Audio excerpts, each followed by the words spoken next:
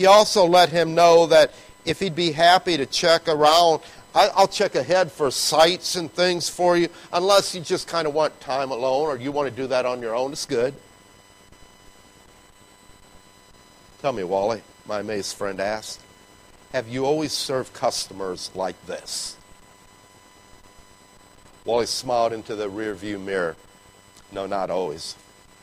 In fact, it's only been in the last 2 years. My first 5 were different until I met an author. He'd just written a book called You'll See It When You Believe It. Dreyer said that if you get up in the morning expecting great things, you'll rarely disappoint yourself. He said, stop complaining, differentiate yourself from the competition. Don't be a duck, be an eagle. Because ducks quack and complain, and eagles soar above the crowd. Let's practice quacking. Quack, quack, quack.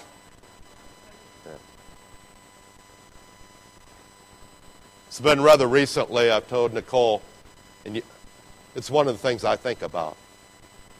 You've been hurt at points, people have treated you wrong, the list can go on and on.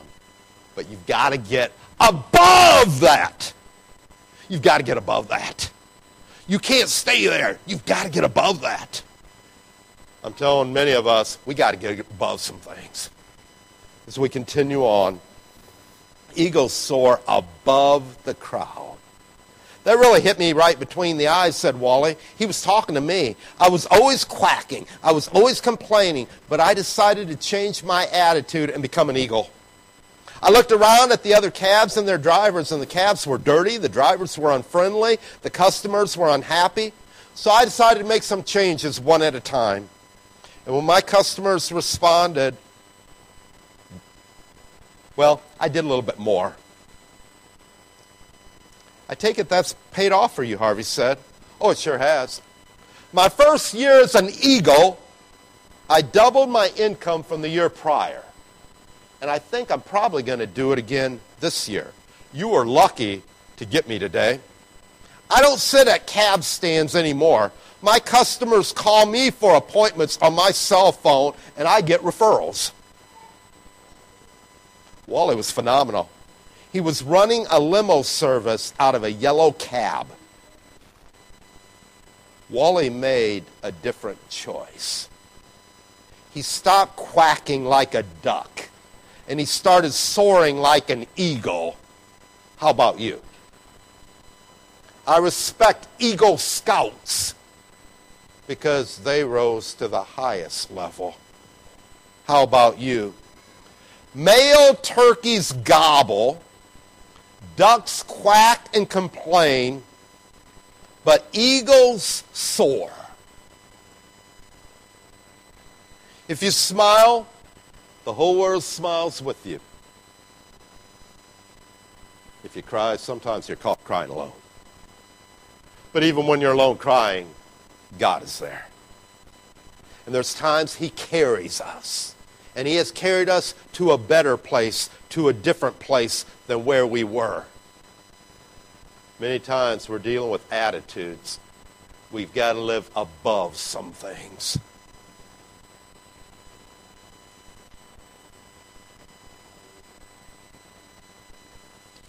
I'm not just talking about changing attitudes.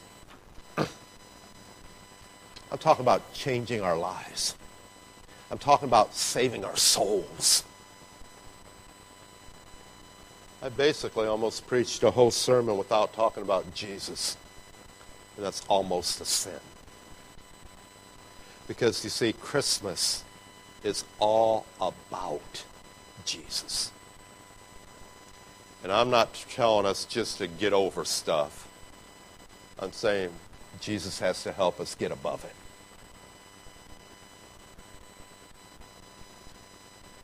Let's sing a song a cappella, and then in a moment we'll sing our closing song.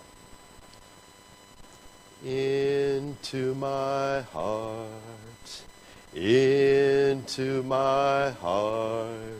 come into my heart, Lord Jesus,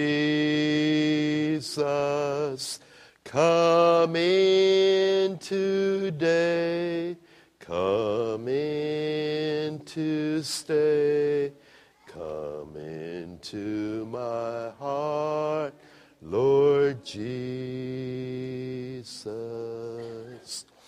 into my heart, into my heart, come into my heart, Lord Jesus, come in today, come in to stay, come into my heart, Lord Jesus. Because God has not given us wings to escape. He sometimes stirs up our nest of comfort, but he has given us wings to soar above, wings like an eagle. We can complain and quack like ducks and forget the lesson from the birds that God provides, or we can live above that and exchange our strength for his strength. So we rise up and soar like eagles. It's basically the message of the morning. I want the college kids to come up here. I want Nina to come up here. Where's Nina? You don't get to hang out. Mark, get up here and play this guitar in a minute. Together, we're going to rock this place, okay? I mean, we can't talk about soaring above and not complaining without going out with a smile on our face and rejoicing. Ryan and I had the privilege, Friday, of picking up Nina from the airport. We were glad to see you. You were probably kind of glad to see us, right? A little bit. Long trip from Germany to be at part of Ann's wedding, and Ann didn't know about it. No, I surprised her. Yeah. And we could be a part of that surprise, and that was a lot of fun. She didn't have her bag because they didn't deliver her bag immediately, and I wasn't too happy with that. I was almost quacking. I told Ryan, I don't typically get mad, and I was real close. Things worked out. Even as we're driving Nina back from South Bend Airport to Dave and Janet's, and we played the door number 1 or door number 2. David basically had Ann come in when Luke was there and said, we got a surprise.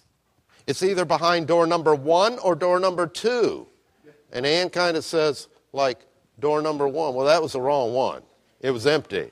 He says, maybe you ought to look in door number 2. So Ann opens up. Ryan's back there with the video kind of camming this whole thing. And all at once, Ann sees Nina, who, that's pretty cool. I mean, it's pretty cool to be a part of that. She finally got her bags barely, so, I mean, things are better. But one of the things Nina kept saying was the best year of her life was her year in America. And for us, when we were here for that year, we were kind of a little part of that. And that was kind of a humbling journey for us. And we deeply love Nina. But we're going to send you back. We are going to send you back. Because high school over in Germany is hard. It's really hard. It's almost like our college, and it's fun to compare notes. But, you know, I think as we conclude this, I want us to stand and sing the song, Thank You, Lord. Because I want Nina, when she goes back to Germany, to kind of have this song in her mind. And all the songs have been kind of, they weren't as contemporary. And you like contemporary, faster stuff a little bit. So I figured this is a good one to send her out on. And some people weren't here during Thanksgiving. I'm not going to crab at you on that. But Thanksgiving services next time is a good time to come. So we're going to be ending November, Stewardship Month, Thanksgiving, saying thank you before we go into Christmas. So let's sing Thank you, Lord. Put song on.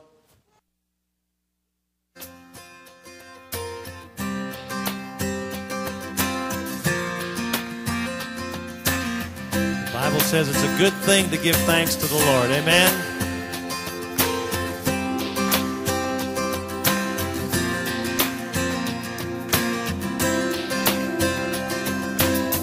I come before you today, and there's just one thing that I want to say. Thank you, Lord. Thank you, Lord, for all you've given to me, for all the blessings that I cannot see. Thank you, Lord.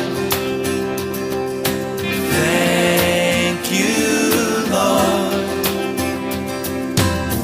With a grateful heart, with a song of praise, with an outstretched arm, I will bless your name. Thank you, Lord. I just want to thank you, Lord. Thank you, Lord. I just want to thank you, Lord. Thank you, Lord.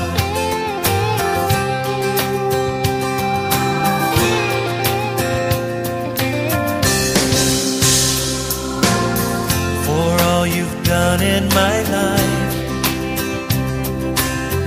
you took my darkness and gave me your light.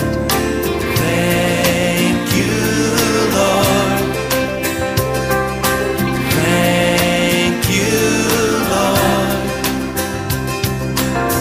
You took my sin and my shame. You took my sickness and healed all my pain.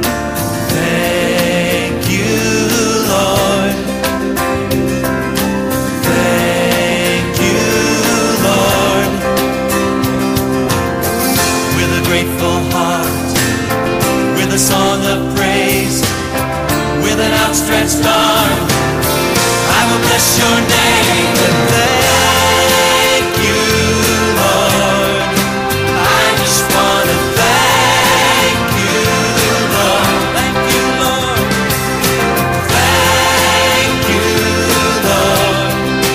I just want to thank you, Lord.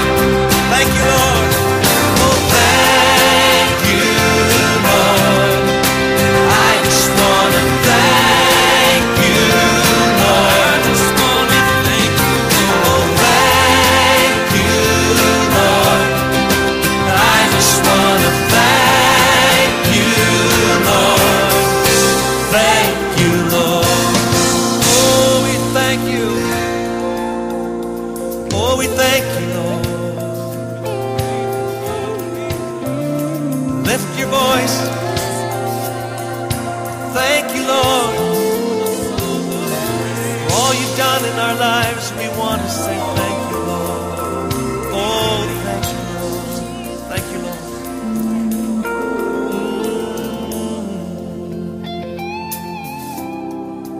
Yes, we do. Oh, we want to say thank you, Lord. Yes, thank you, Lord.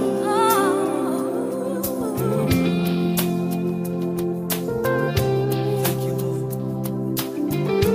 Thank you, Lord. Thank you, Lord. Thank you, Lord. Thank you, Lord. Thank you, Lord. With a grateful heart, with a grateful heart, with a song of praise, with an outstretched arm, I will bless your name.